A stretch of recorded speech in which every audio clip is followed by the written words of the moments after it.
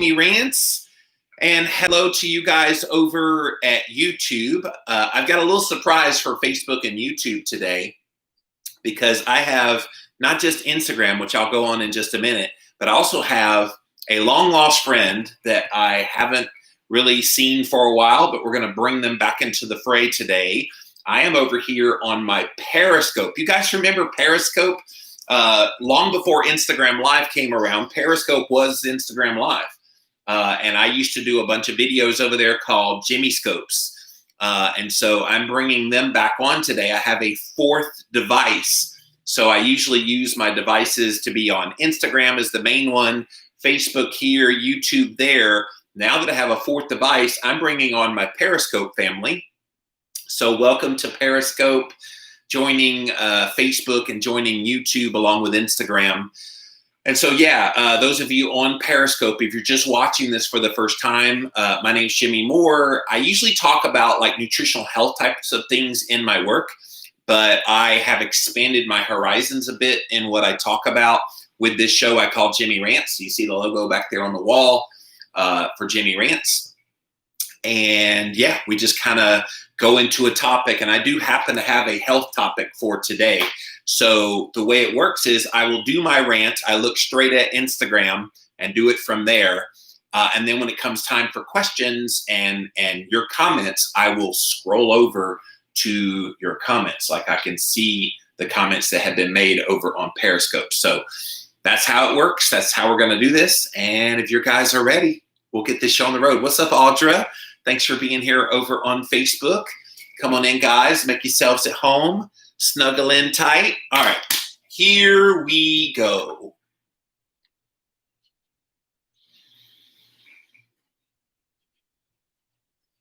Do low-carb diets increase coronary calcium? A brand new study says so, but does it really? Find out the details here today on Jimmy Rants. JimmyRants.com is the website. And as always, you can engage live in the content. You need to go follow me right here. I am on @JimmyRants over on Instagram. So go check me out there. We go live Monday through Friday, 11 a.m. Eastern time. So thank you so much for being here today. We also simulcast live over on my Facebook page as well as on my YouTube channel. And guys, I got a special surprise for you. We have another audience here with us today. Besides Instagram, Facebook, and YouTube, I have a fourth device. So now I am over here on my Periscope. You guys remember Periscope? Yes, they're still around. I peeked in today. I still have 10,000 followers there. So welcome to the Periscope family here on Jimmy Rants. If you missed the live, you can watch it on the replay over here on Instagram. We put it on the IGTV just as soon as this is over. It goes right up on IGTV. We also put the past episodes up over on YouTube. Type in a keyword Jimmy Rants, you will find the show. And then finally pop on over to the official website for this show. It is JimmyRants.com. And while you're there, you can see all the past episodes, 600 something and counting in terms of the number of episodes here. So we are rocking and rolling. So today I have a bad science I want to talk to you about. I like talking about research papers that show good science and show good methodology and all the things when you look at a research paper. Sometimes though, and unfortunately more times than not, these research papers are not that great. And they have flaws in their research. And the study I'm going to read from today is a majorly flawed piece of research. And so we're going to get into that here in just a minute. But it's all about coronary calcium. So you guys know, if you've read my book, Cholesterol Clarity, if you've read this book here, then you know all about the coronary calcium score, the CT heart scan to determine your level of calcified plaque. And so if you talk to people out there, they have been led to believe that it's fat that leads to deposits in the coronary arteries that then gives you a heart attack. That's what they believe. And so it's not true, obviously. Having deposits of calcium in there are a direct result of inflammation. And if you didn't have inflammation in the coronary arteries, then the plaque would not start to build up. The only reason the plaque is there is because you have inflammation in your coronary arteries, primarily from eating carbohydrate, refined carbohydrate, and from consuming vegetable oils. Both of those things are highly inflammatory. I would also add in a stressful life is also highly inflammatory. Environmental toxins are also inflammatory. All of these things can lead to your body being in an inflamed existence. And so when the body is inflamed, that inflammation is all through the body, but especially in your coronary arteries. So when your coronary arteries are on fire, something in the body goes and puts out the fire, like a firefighter. And that something is cholesterol. So cholesterol goes to the scene of the fire, which is in your coronary arteries, and it kind of sits on top of the inflammation, trying to calm it down. Well, in the process of that, there are little calcium deposits that get laid down, one on top of the other, on top of the other. So this is what gives you your coronary calcium score when you go get a CT heart scan. So I've turned to the part of cholesterol clarity because I want to explain this before we get into this study about the coronary artery calcium progression, because it's so important to know what this CT heart calcium scan of your heart does. So here's a question I had, you might have too. Does high cholesterol actually damage the heart? The complicated answer is that elevated cholesterol in and of itself is not a disease.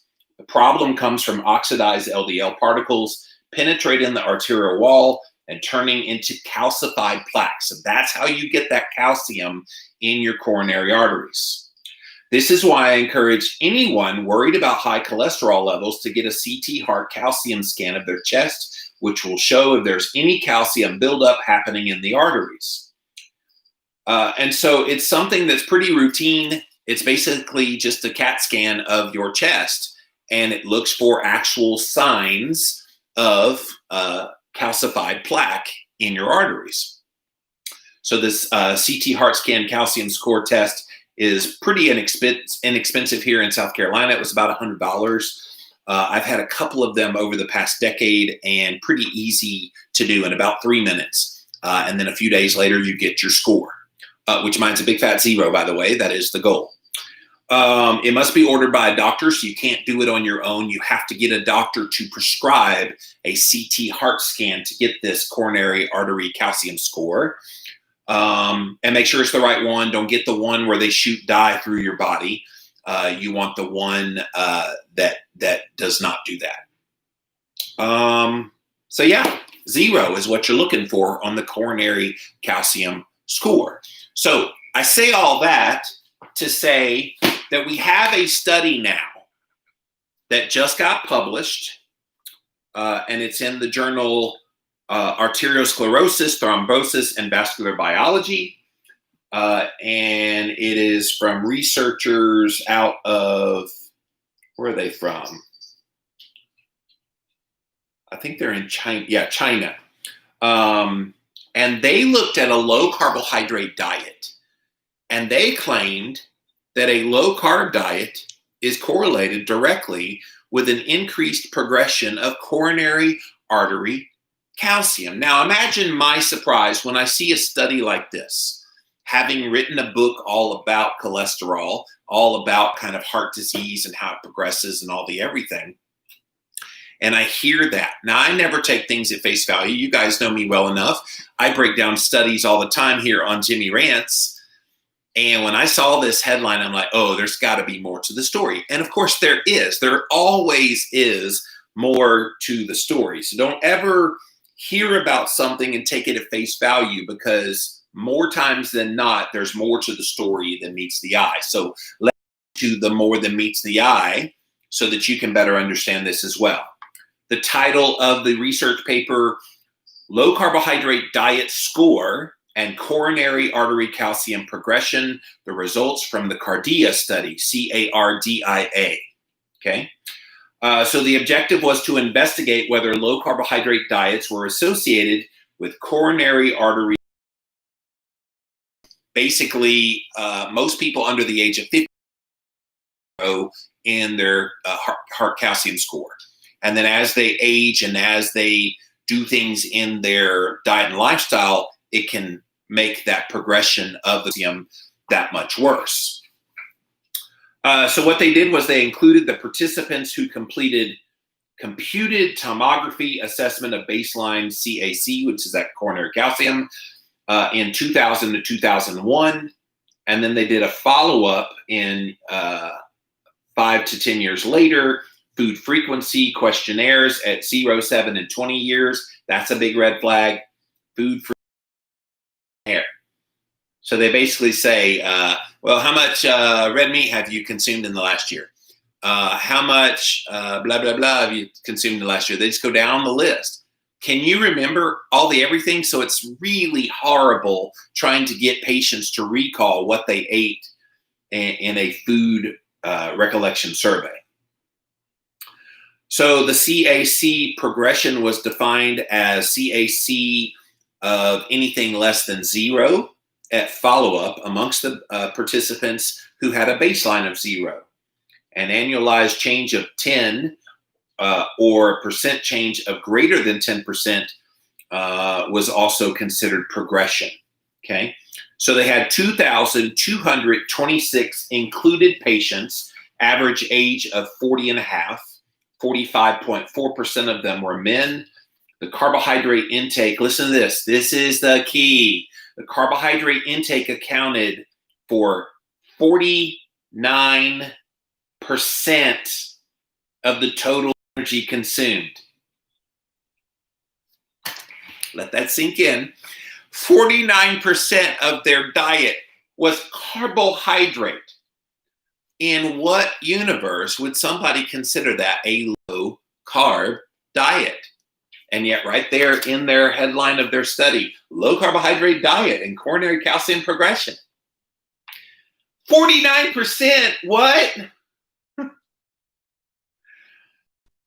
204 of them, which was 9.2%, had a coronary calcium score at the beginning, a mean follow-up of 8.3 years. 591 of them, 26.5%, had progression of CAC. Well, no kidding. Their diet was loaded with carbohydrate. Who are they trying to fool?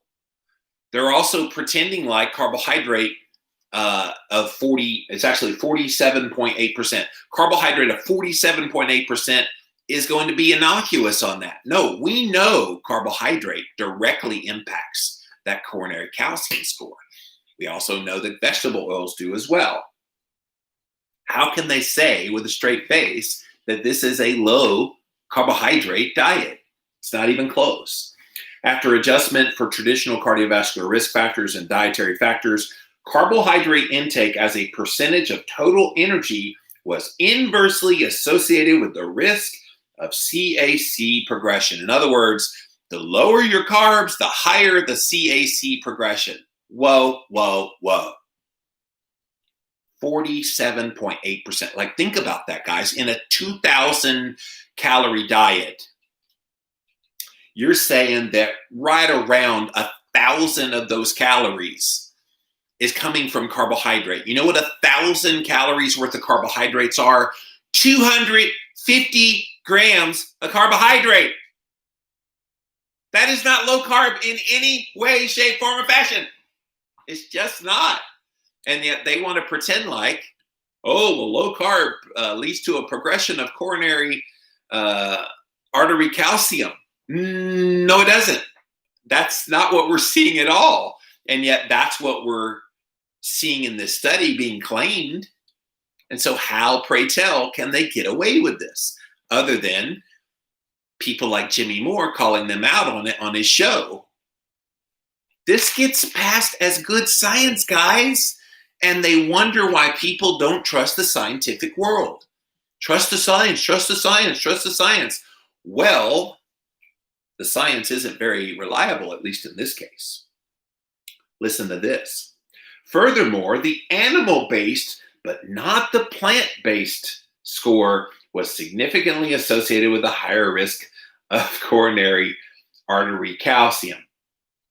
So they're claiming that if you have an animal-based low-carb diet, That's far worse for you than a plant-based one. Now, there's no evidence to prove that.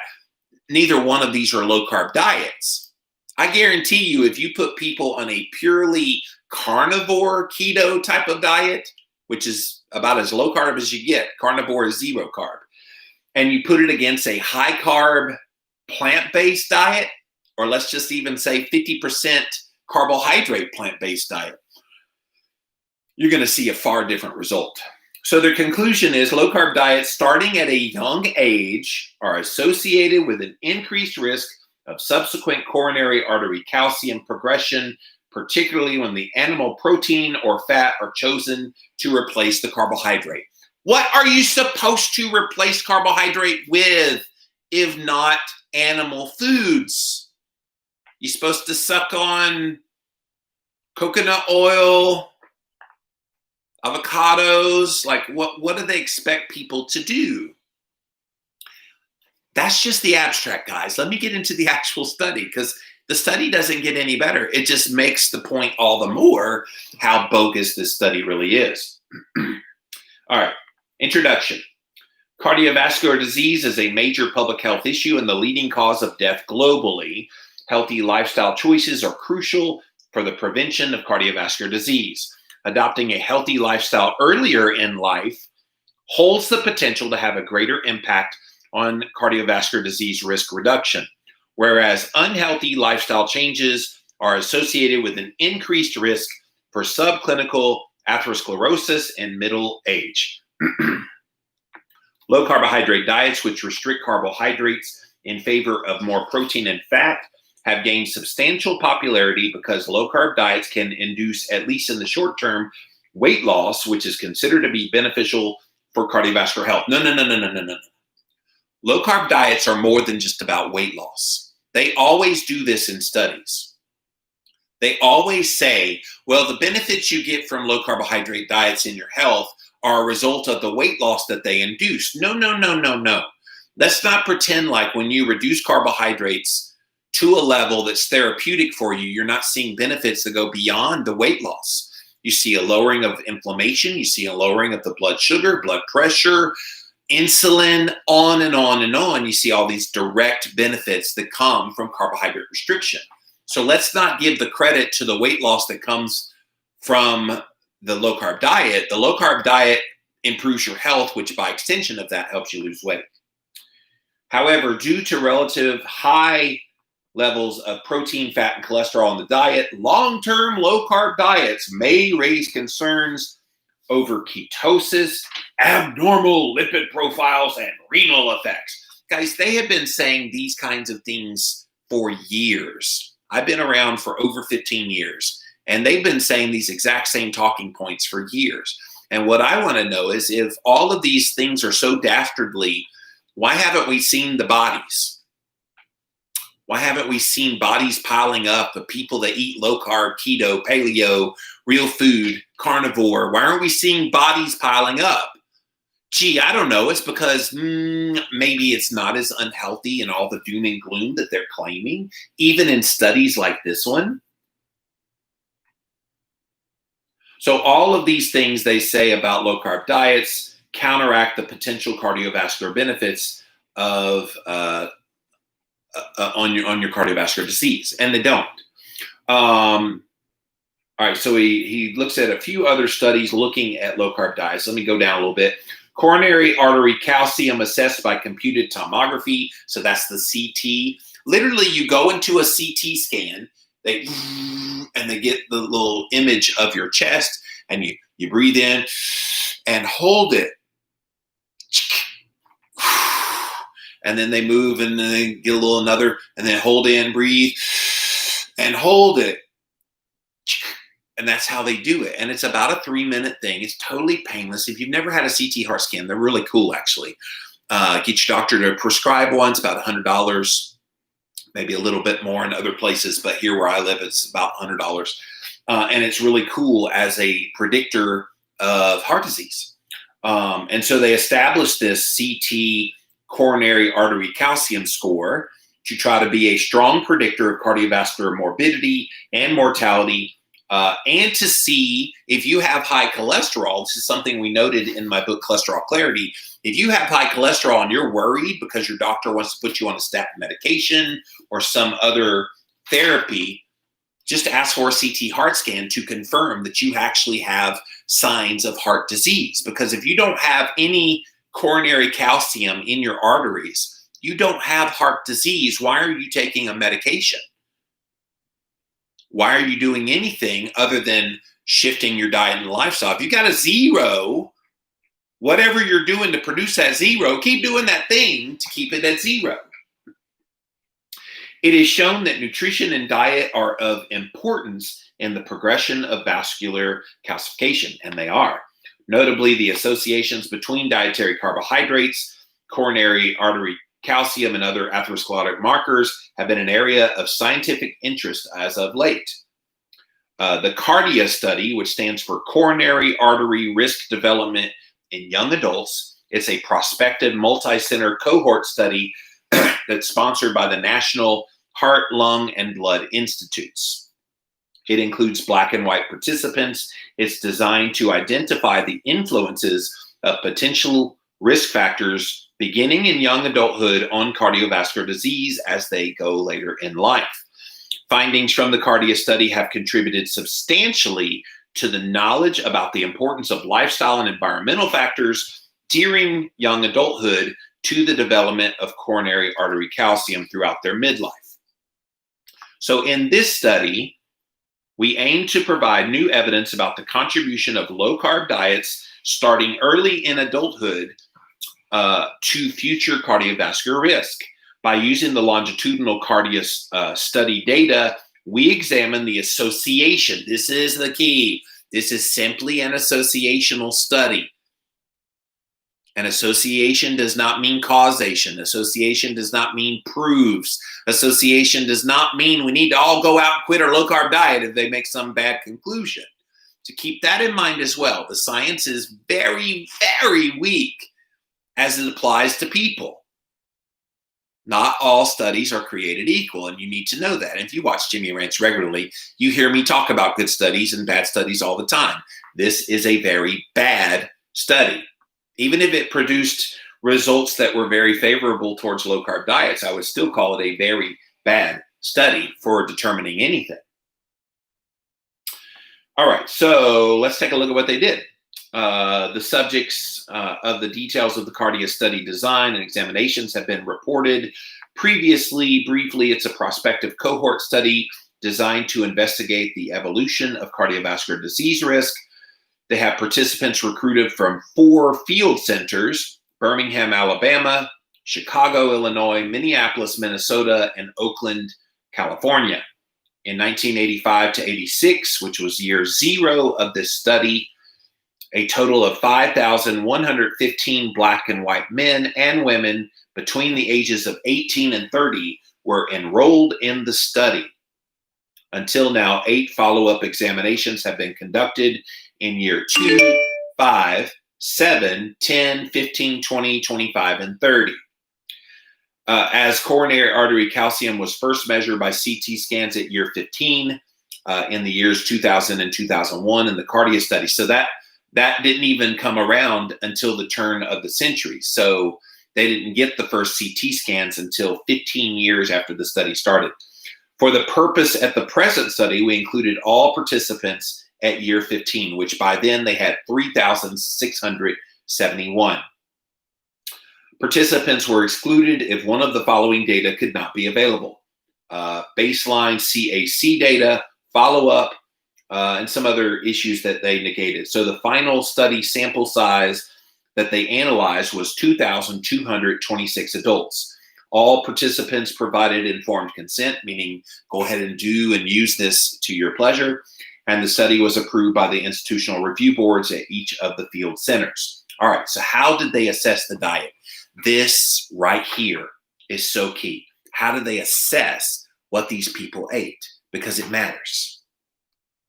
Dietary data was assessed by using a trained interviewer-administered CARDIA diet history. Listen to this. They did this at year 0, so at baseline. 7 years 20 years as described previously.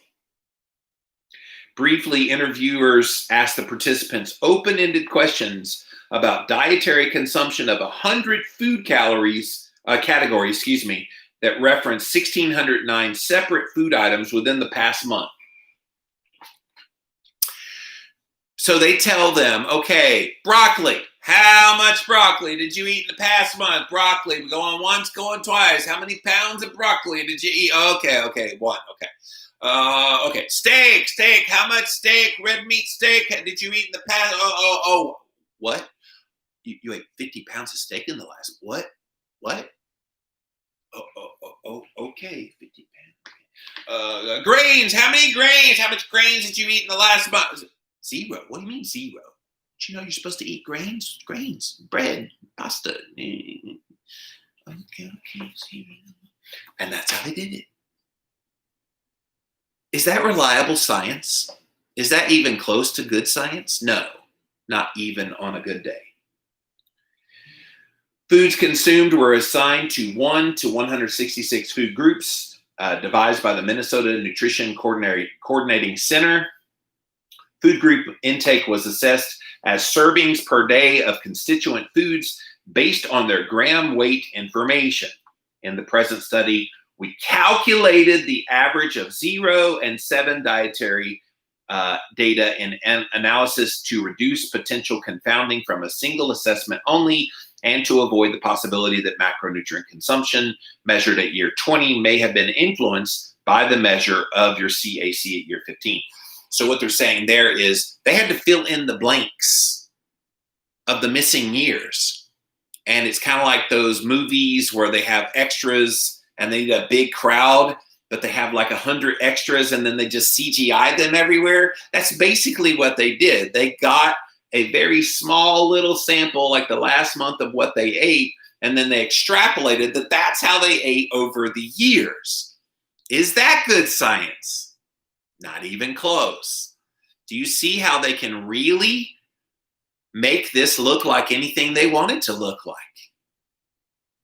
It's the worst possible kind of science because it's just not honest and it doesn't really serve a good purpose other than to get the headline, which is what it got because it got my attention.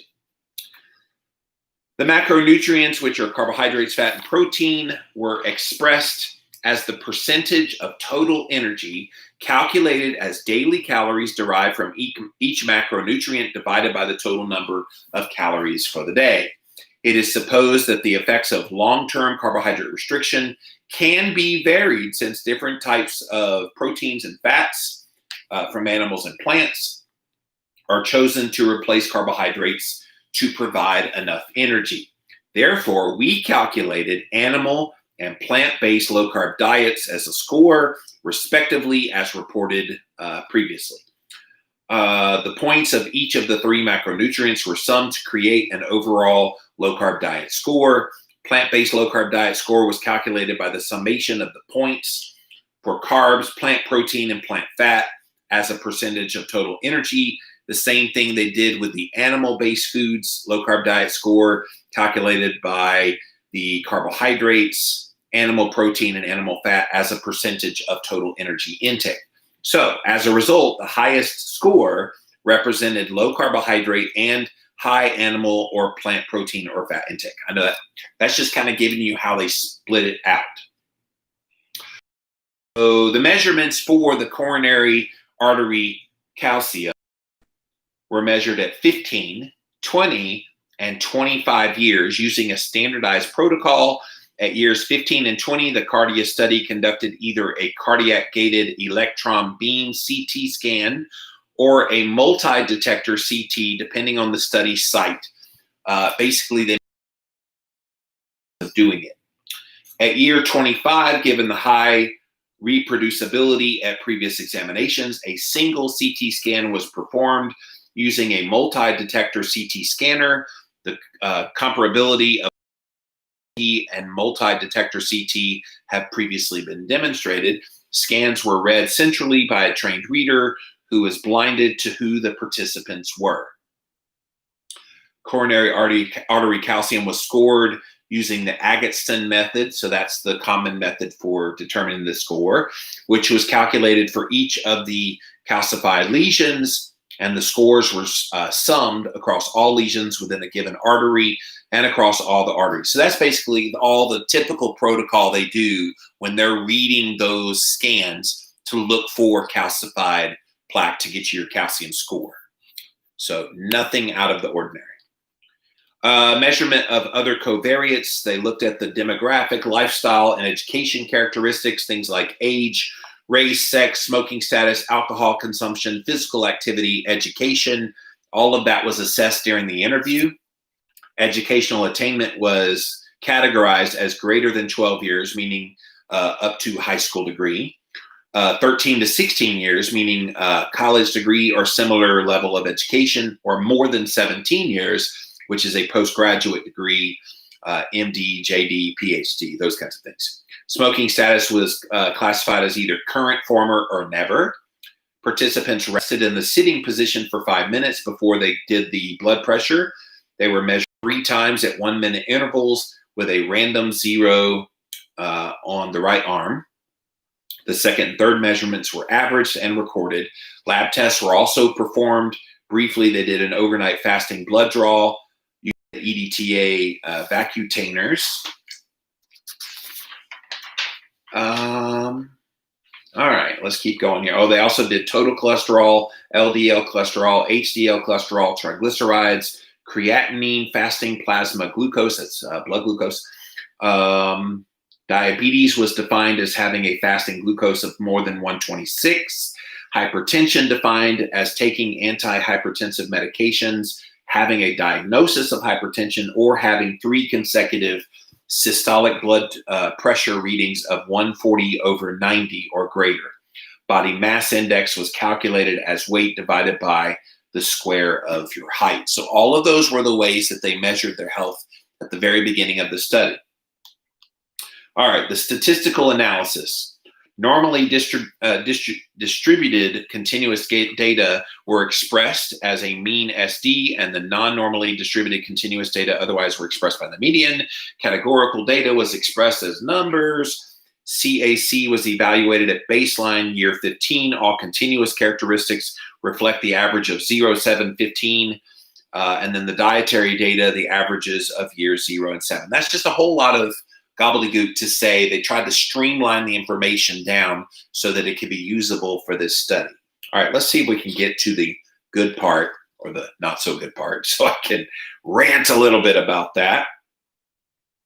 Okay, so they took a look at low-carb diets, and they said it may decrease subsequent energy intake. In other words, they did admit in the study it does cause a spontaneous reduction in calories, because you're not as hungry. We did not control for total energy intake in the various models. We did not perform adjustment for intake of other macronutrient components, as low-carb diets in turn may increase protein and fat. No, it doesn't may increase protein and fat. When you cut carbohydrates, you increase your consumption of protein and fat. That's just natural because that's what's left.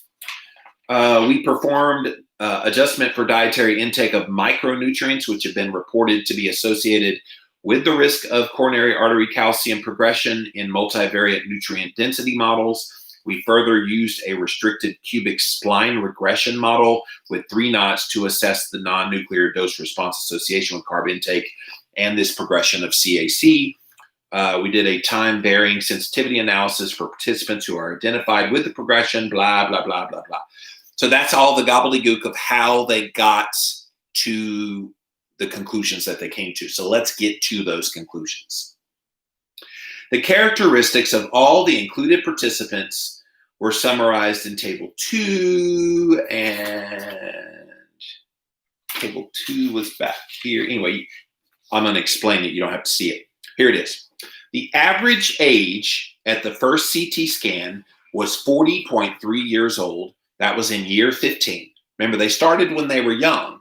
And so by year 15, they were 25 when it started. Year 15, they were all 40 by average. 1,011 of them were men. That was 45% of the population. 454 were smokers. That was 20%. 329 of them were hypertensive, high blood pressure. That was 15%. In addition, 204 of them exhibited CAC at baseline. So at baseline, when they were already young, 9.2% of the study participants already had coronary calcium going on. Now that's interesting, because usually when you're under the age of 50, zero is pretty much a foregone conclusion. Most people have zero at that young of an age. So that's interesting. Here, according to results of the X-tile analysis, individuals were categorized into 3 groups by the percentage of total energy from carbohydrate intake. This is what they consider low. 43%. That was their low carb category. Moderate was 43 to 53, and high carb was greater than 53% of calories. None of those 3 are low carb. The lowest was 43%. Now, if they came and they said, I would even say, if they came and they said, okay, the low carb category is less than 25%, it would still be too damn high, but at least it would be more reasonable. Their low carb is 43%. You cannot call that a low carb diet. It's just not. By no definition is 43% of your calories coming from carbohydrate low carb. As we already demonstrated, if it's a 2,000 calorie diet, 43% of that, you're still looking at well over 200 grams of carbs. That's not low carb. Under 100 grams, I would say, is low carb. And in order for them to get there, they'd have to go substantially lower in the percentage of calories coming from carbohydrate. How do they do that? And yet in the title, they got low carbohydrate diet and coronary artery calcium progression. It's dishonest is what it is. Participants with lower energy from carbohydrate intake were more likely to be men, smokers, to have a lower education level, to drink more, and to have higher levels of body mass index, systolic blood pressure, fasting glucose levels, total cholesterol, LDL, triglycerides. All right, so there's your key that this is a bogus study. They say the people who ate the lowest amount of carbohydrate, listen to this, men who smoke. Do you think smoking has any impact on that coronary calcium score? Yeah, I bet it does. Lower education, which means you probably don't make very good choices about the quality of carbohydrates in that 43%. Oh, I'll just have M&Ms in this 43%. No. So high blood pressure, high blood glucose, high triglycerides.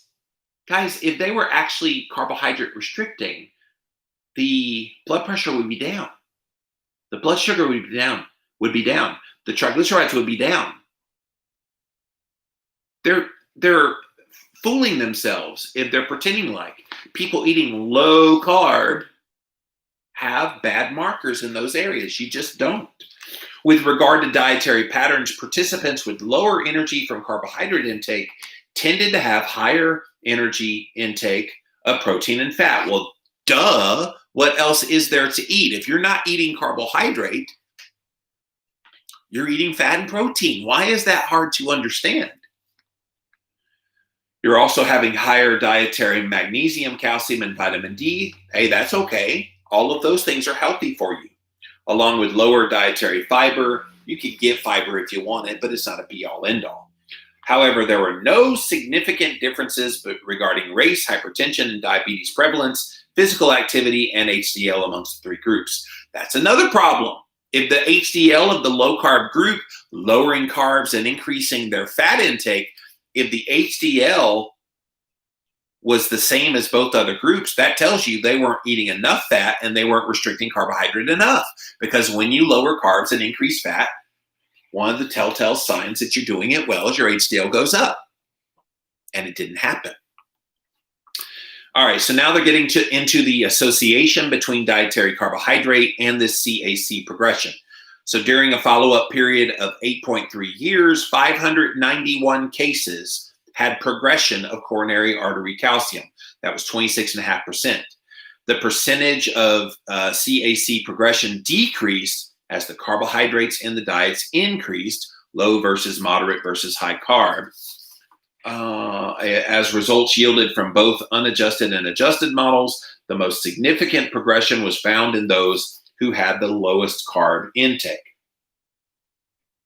And I'm going to remind you again, yes, lowest in this study.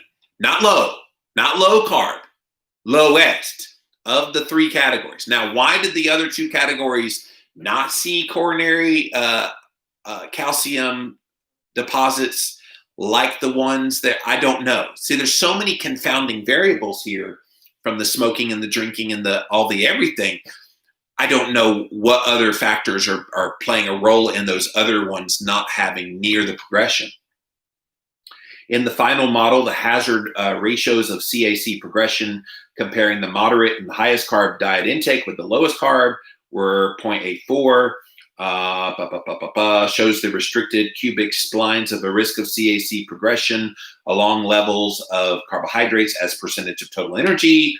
Consistent with the above analysis, spline regression analysis confirmed carbohydrate intake was inversely and non-linearly associated with the risk of CAC progression compared with the reference model. Similar results were found in the time-varying sensitivity analysis, blah, blah, blah, blah, blah. Are you getting the picture here? They didn't even need to do this study. If this was the sloppiness by which they were going to do it, why even bother? Other than somebody had to have paid. Sources of funding was supported by a grant from the National Science Foundation of China, funded by various contracts with the National Heart, Lung, and Blood Institute from the NIH in the United States. That's who funded this study. Now, do they want to undermine the popularity of low-carb, keto, real food types of diets with a study like this? Because it makes you wonder what would be the purpose of doing a study like this. It's such awful, sloppy, bad science, I'm surprised it got past peer review. When participants were stratified by age, over 40 or under 40, sex, race, body mass index, hypertension, and baseline CAC, the association between carbohydrate intake and CAC progression was the same. However, a differential association was observed if the subgroups were divided by race, showing a stronger inverse association between carbohydrate intake and CAC in whites than blacks. So in other words, if you're Caucasian, this coronary artery calcium progression is far worse in you if you eat this so-called low carb 43% than if you are of a minority group. So then they teased out the animal versus plant-based low carb, and they showed that the animal-based was significantly more associated with severe CAC than a plant-based. Blah, blah, blah, blah, blah. All right, so let's get into the discussion. In this large prospective cohort study, we found that lower carbohydrate intake as a percentage of total energy during young adulthood was associated with an increased risk of coronary artery calcium progression later in life. Moreover, replacement of carbohydrates with predominantly animal but not plant-based sources of protein and fat exerts potent effects on this progression. To our knowledge, this is the first study demonstrating that long-term low-carb diets beginning at a young age were associated with a higher risk of subsequent CAC progression. No, it was not. I'm called Living Low-Carb Man all over the internet for a reason. 43% of your carbs, over 200 grams of carbs, ain't a low-carb diet. You can shine up a turd, but it's still a turd at the end of the day. Don't try to pee on me and tell me it's raining. And that's what they're doing in this study, pretending like 43% carbohydrate in the diet is a low-carb diet. Again, I would give them the caveat if they said it was less than 25% That's still too damn high to be low carb, but at least it would have been closer and more intellectually honest. And then what results would they have seen? Did nobody in this study go super low? This started in the 80s. Atkins was a thing then. Were people not actually doing that? It's crazy. This is distinct from the results of a previous study called the MESA study, multi-ethnic study of atherosclerosis. Several plausible explanations could at least in part account for the discordance. The participants included in our study are much younger than those in the MESA study. As coronary artery calcium is an age-related pathological process characterized by mineral deposition within the coronary arteries, CAC severity increases as you get older, and that's true. I would give the caveat. Increases as you get older if you change nothing in your diet and lifestyle. If you keep up a bad diet and lifestyle, then yes, you're going to see that progression as you get older. If you make changes to your diet and lifestyle, you can mitigate that progression.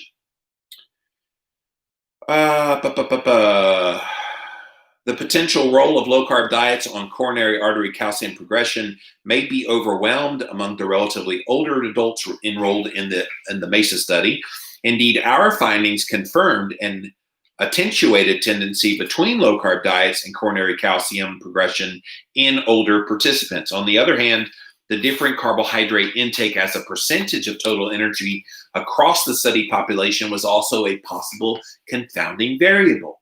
Since participants in the MESA data generally consumed moderate to high levels of carbs, the percentage of participants consuming low-carb diets, defined as under 45% of total energy intake from carbs, in our sample was 2.3-fold greater. I still cannot get over they keep calling this low-carb. I hope I've hammered home the point. 45%, 43%, they've switched numbers a couple times here. Whatever they want to describe it, over 40% of their energy intake from carbs is not low carb, just not. Additionally, the interaction was observed when the analysis was stratified by race, indicating a stronger association between this with whites than blacks, as we said. It was reported compared with blacks, whites consumed less carbs. They exhibited higher CAC levels at much younger ages. This implies that there might be a possible link between low-carb diets and a higher risk of cardiovascular history of heart disease. Did they take into account all these other role? No, it doesn't look like it. An interesting result of our study was that only animal protein or fat chosen to replace carbohydrates in the low-carb diet promoted this coronary artery calcium deposits, which was supported by the notion that animal sources of protein and fat in a low-carb diet may have an impact on cardiovascular-related mortality. That's simply not true. When you lower carbohydrate intake enough and then replace that carbohydrate intake with animal-based foods, this doesn't happen. The reason this happened was they kept the carbs way too high. They basically were eating a high animal-based fat and protein with high carbohydrate. That is a recipe for heart disease. If they wanted to be fair, they would have pushed the total carbohydrate intake under 10% of the total calories for the day. And they were more than 4 times that, 4.5 times that. That's not a fair assessment of a low-carb diet. A large prospective cohort study documented that low-carb diets with high intake of animal food and fat were significantly associated with higher long-term CVD mortality. Nope, simply not true. You can say it all day long. You can sit there and lie to people in a study. It doesn't make it true. I can tell you the sky is green, but it's still blue. Doesn't change the fact it's still blue. Doesn't change the fact that if you eat animal-based foods in the absence of carbohydrate, there is not harm to your cardiovascular health. Let's stop scaremongering people. It's why I had to write this book, to calm people's nerves. And they still are worried because doctors freak out about cholesterol. CAC is not going to progress as a result of eating low carb. It was speculated that increased inflammatory cytokines, oxidative stress, and reduced endothelial progenitor cells under the low-carb diet, together with a high-fat diet or high animal protein, are possible mechanisms for enhancing CAC. It just doesn't happen.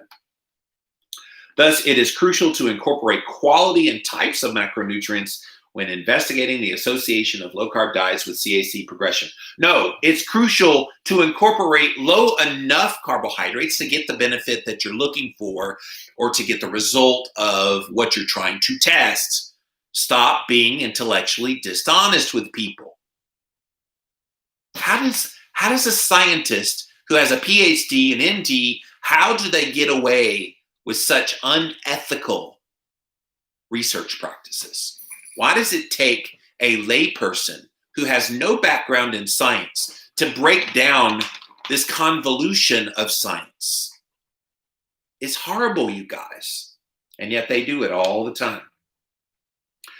Some limitations of this study, there are a bunch of them, but let's see what they think the limitations are.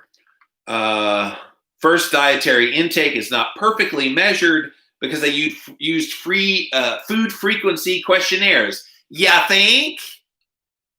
Food questionnaires are notoriously invalid and incomplete in these kinds of studies, and yet they're used over and over and over again, especially now that we have technology with smart devices that you can just type in what you ate every day and have it go right to an app that then the researchers can access. Why do we still live in the dark ages of, okay, tell me how many hamburgers you've eaten in the last year? No. Second, the analysis of the current study was based on dietary information with cumulative average daily consumption from 0 to 7. We've conducted the time-varying sensitivity analysis spanning over 10 years, showed consistent conclusions. However, the potential influences of dietary pattern changes during the follow-up could not be completely excluded. Here's the thing.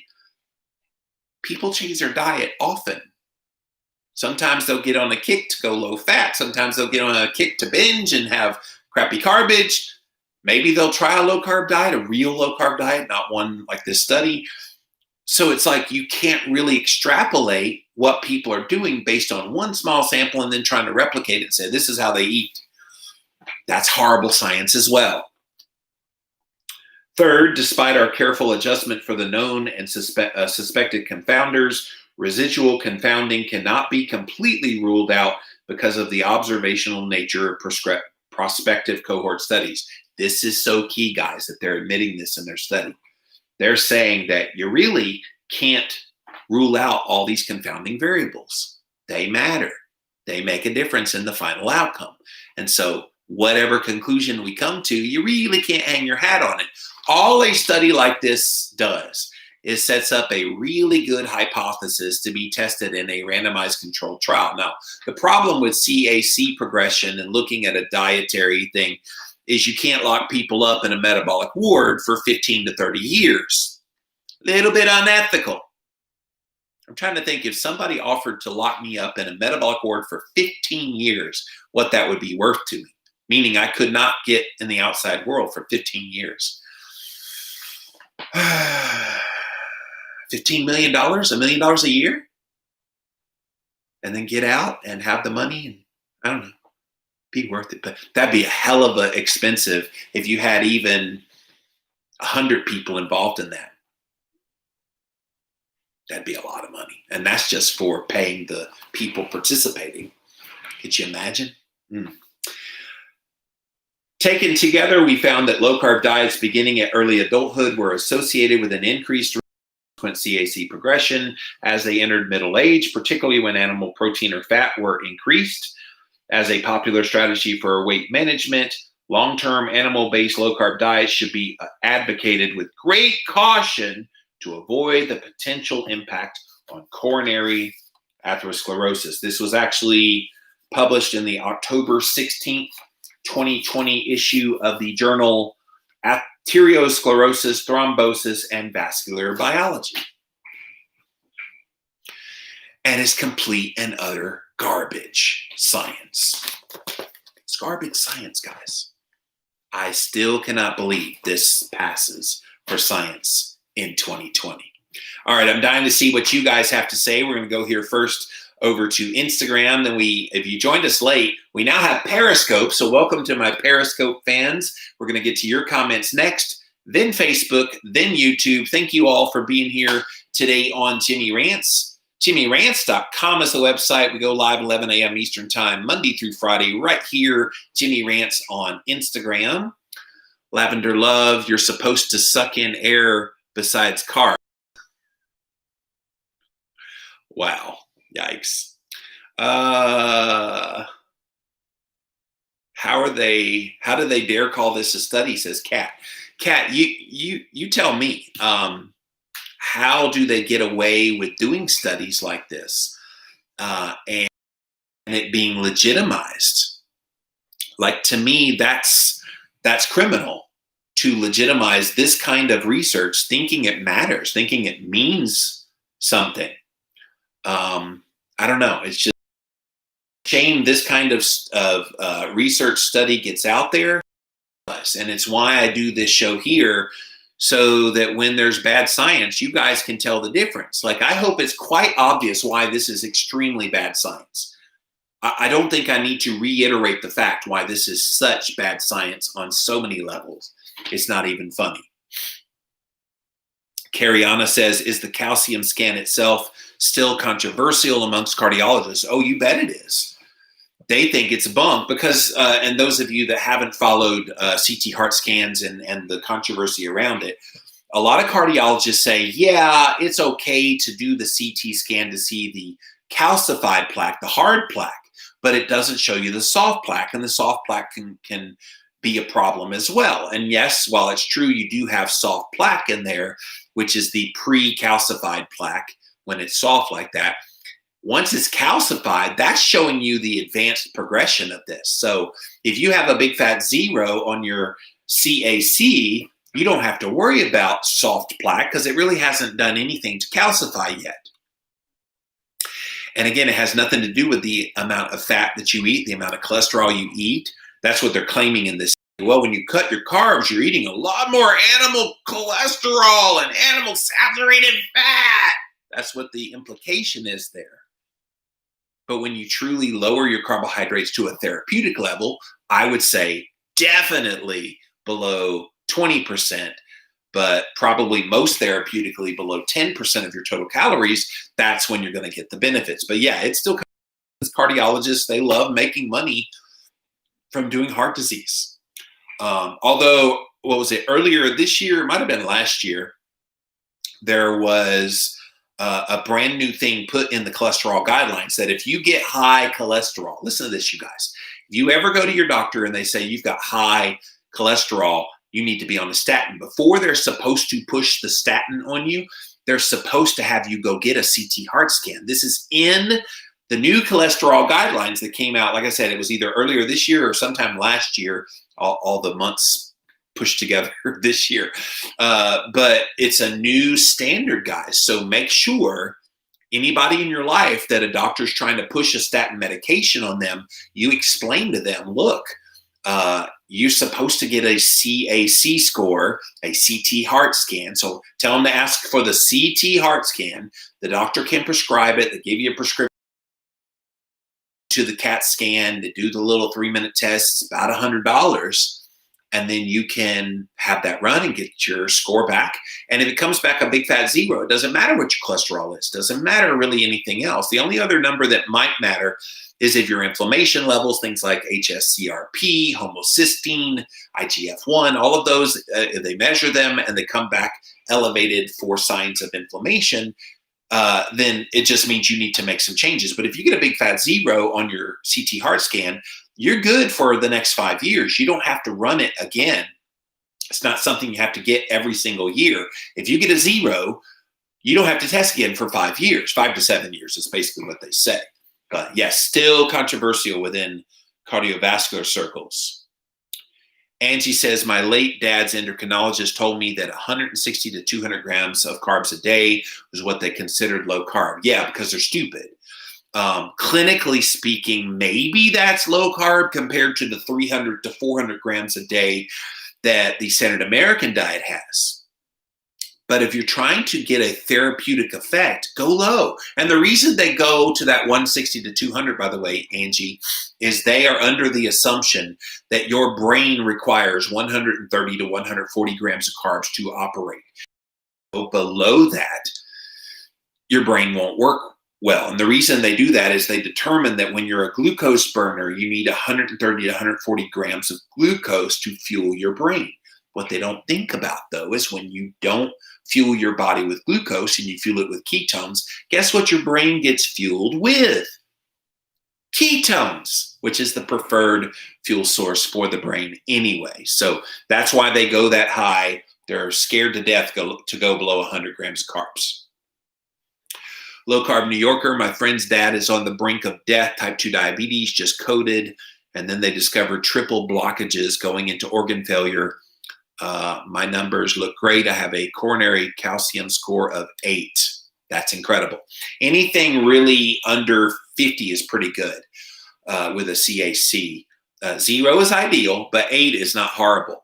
I'm sorry to hear about your friend's dad. Type 2 diabetes, and it doesn't surprise me that it comes along with blockages. Type 2 diabetes, obesity, heart disease, all of those things, guys, same disease. It's the disease of insulin resistance. And so not surprising that, unfortunately, all of those things are leading to your friend's dad's soon death. Sorry to hear that. My doc wants me on statins because of high cholesterol. Yeah.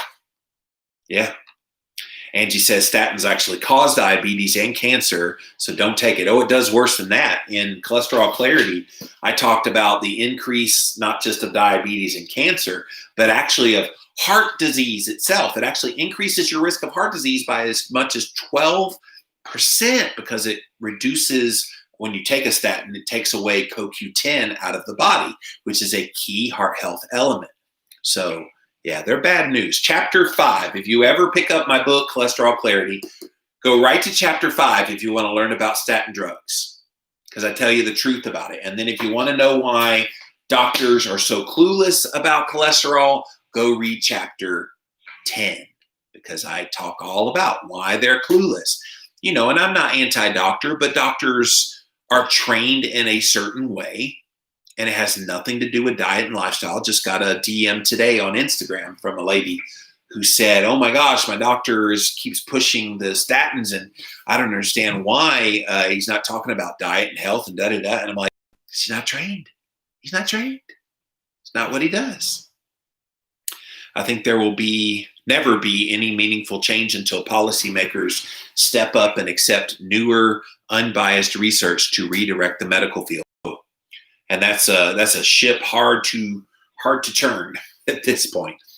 Kat says these studies make our life so much harder. I have to advocate for healthy lifestyle. What a shame hearing constant comments of, oh, don't eat carbs, you eat meat. Did you know about that study? Yeah. Which, Kat, you know, that's why I address these studies on Jimmy Rants is I don't really hear a lot of people countering it. And of course, in the mainstream of health media, you're certainly not going to hear that. There's just a few of us that look at the studies on a regular basis and try to make sense of them. All right. Thank you, Instagram. Now we're going to pop over to Periscope. Welcome, Periscope. Thank you for joining today.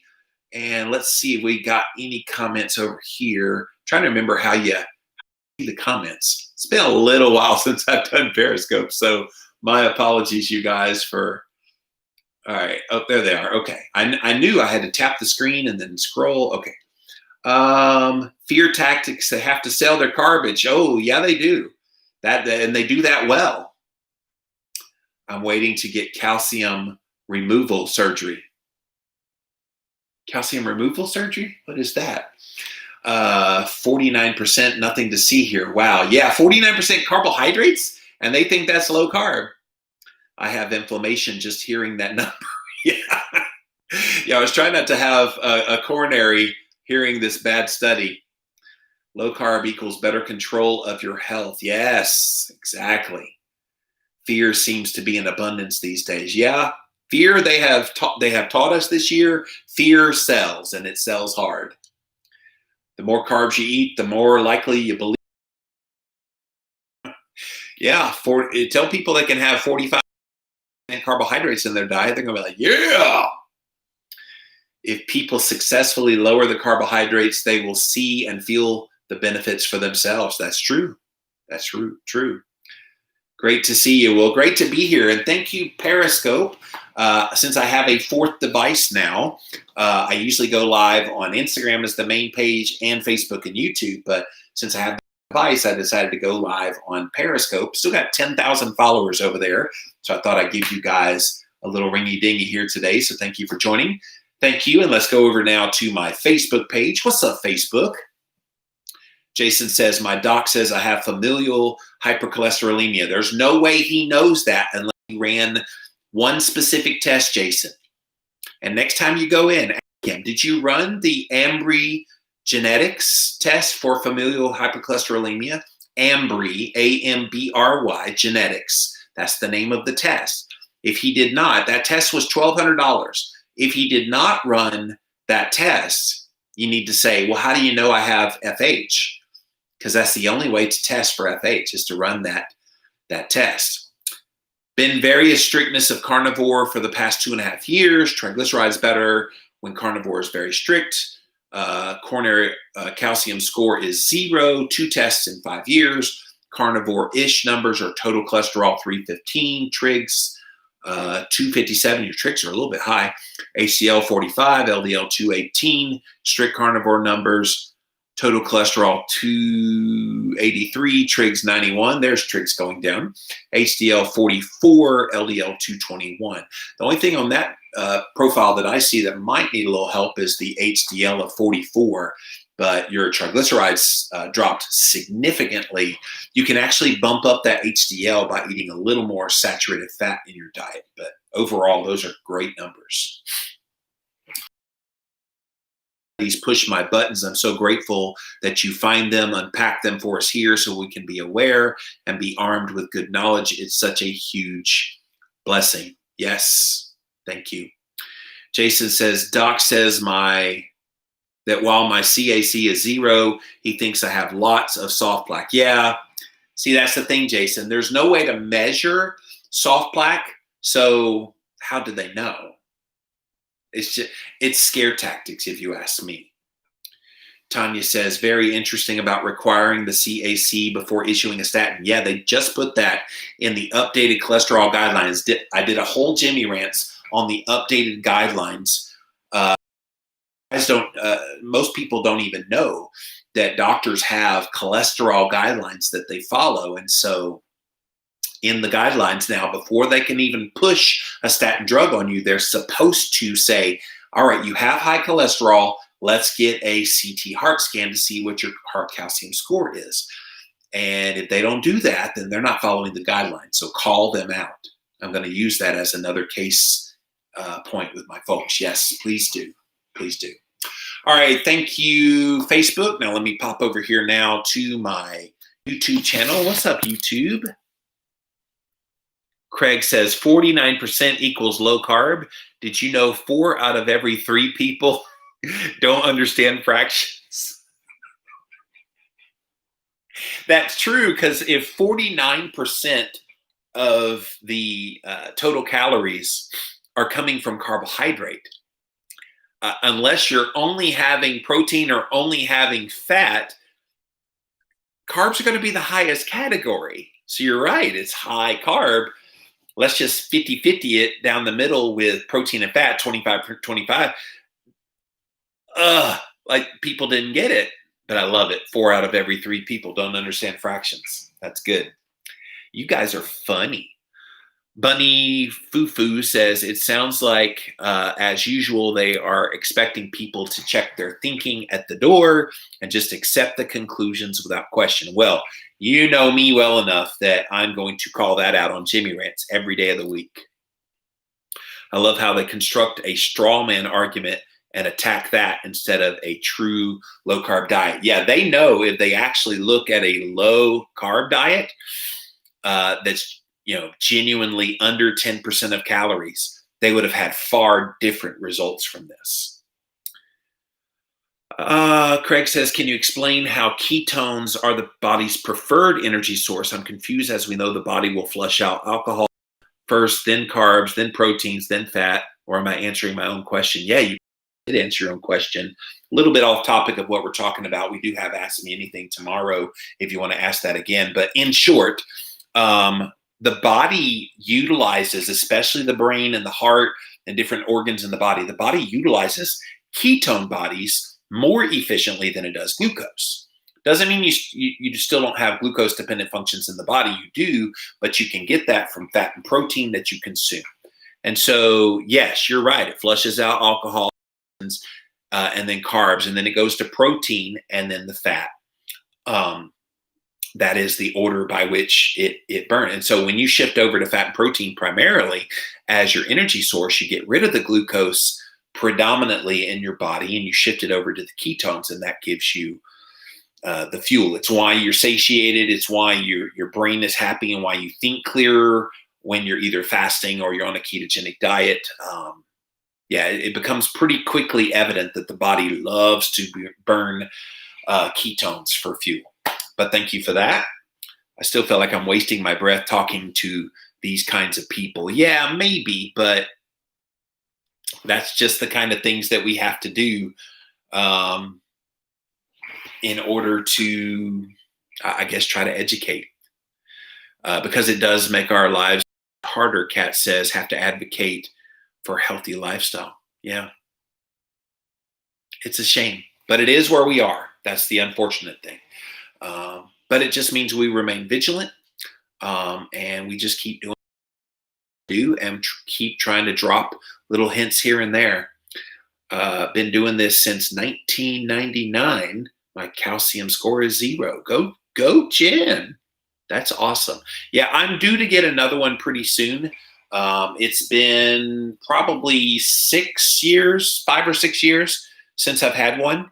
And I would like to get another one because I'm getting at the age where if I'm going to get coronary artery calcium progression, it's going to be now. I'm about to turn 49 in a few days. And so I need to keep an eye on that as I get older. And I will. And keep doing all the things. So, all right. Well, I hope now you feel a little more informed about this study and can share if anybody says, hey, that study says low carb progresses your heart calcium and it's horrible. And now you know the truth about the study. For this episode of Jimmy Rants, jimmyrants.com is the website. And as always, you can engage live in the content. You got to go follow me right here on Instagram. I'm Jimmy Rants on Instagram. Go check me out. We go live Monday through Friday, 11 a.m. Eastern time. So thank you so much for being here today. We also simulcast on Periscope, brand new, Facebook and YouTube. Thank you all for being here today. You can watch the replay over on IGTV on the Jimmy Rants Instagram page. We also have the past episodes up over on YouTube. Type in a keyword Jimmy Rants. You will find the show. You can find all of the past episodes up over at the official website. It is jimmyrants.com. And while you're there, just noodle around and see all the episodes. 600 and almost 625 now we're coming up on with episodes. So lots of backlists if you have missed anything. So guys, that's it for this episode. Tomorrow is Friday, and on Fridays, it's Ask Me Anything. So come back tomorrow, 11 a.m. Eastern time. We will let you ask your questions live on the air. I will be putting my stories on Instagram, a little box for you to type in your questions ahead of time. I usually get some pretty interesting doozy of questions ahead of time. So if you want to try to stump Jimmy, ask me something about low-carb diets, keto, fasting, cholesterol, podcasting, book writing, entrepreneurialism, being an awesome guy, I can answer all those questions. I'm just kidding. Questions for you guys, and we will do that tomorrow at 11 a.m. All right. Well, thank you, Periscope, for joining.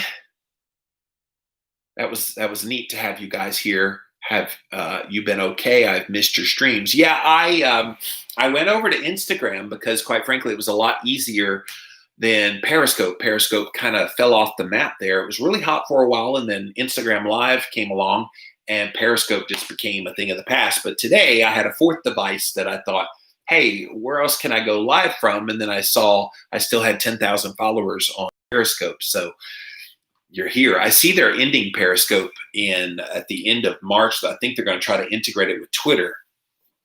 So that'll be interesting when they integrate it with Twitter. But thank you for being here today. And yeah, we'll see you guys tomorrow. Bye. All right. Trying to remember how to stop. Stop. Okay. All right. And Facebook, thank you for being here today as well. Appreciate you being here. We'll see you guys tomorrow. Bye. Bye, YouTube. Appreciate you being here. Come on in, Facebook. Thanks for being here today.